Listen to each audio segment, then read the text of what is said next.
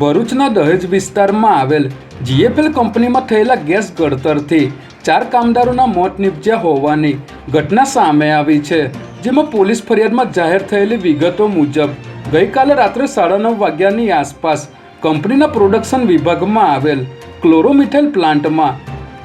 Gas પાઇપલાઇનમાંથી leakage થતાં કંપનીમાં કામ કરતા 4 કર્મચારીઓને ગૂંગળામણ થતાં તમામને સારવાર માટે હોસ્પિટલ ખસેડવામાં આવ્યા હતા, જ્યાં ડોક્ટરે તમામને મૃત જાહેર કર્યા હતા। હાલ સમગ્ર મામલે પોલીસે લાશને પોસ્ટમોર્ટમ અર્થે મોકલી આગળની કાર્યવાહી હાથ ધરી છે। નારણપુરા વિસ્તારમાં પૈસાની લેતી દેતી બાબતે ચાકુ વડે હુમલો કરી હત્યા નિપજાવનાર બંને આરોપીને ઝડપી લેવામાં આવ્યા છે,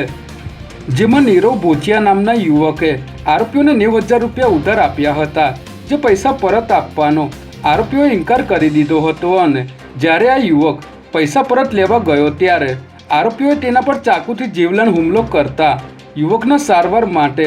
સિવિલ હોસ્પિટલ દાખલ કરવામાં આવ્યો હતો, જ્યાં તેનું મોત નિપજતા પોલીસે મુખ્ય આરોપી આશિષ ઠક્કર અને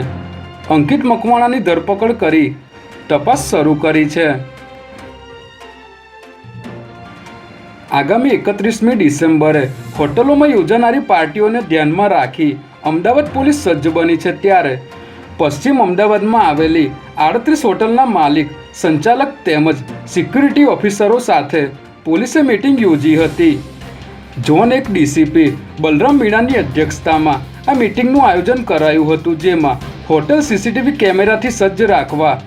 સીસીટીવીના મોનિટરિંગ માટે અલગ રૂમ રાખવા અને ત્યાં એક કર્મચારીને નોકરી પર રાખવા તેમજ દરેક ગ્રાહક અને તેની સામગ્રીનું સ્કેનિંગ કરવાની કડક સૂચના આપવામાં આવી હતી।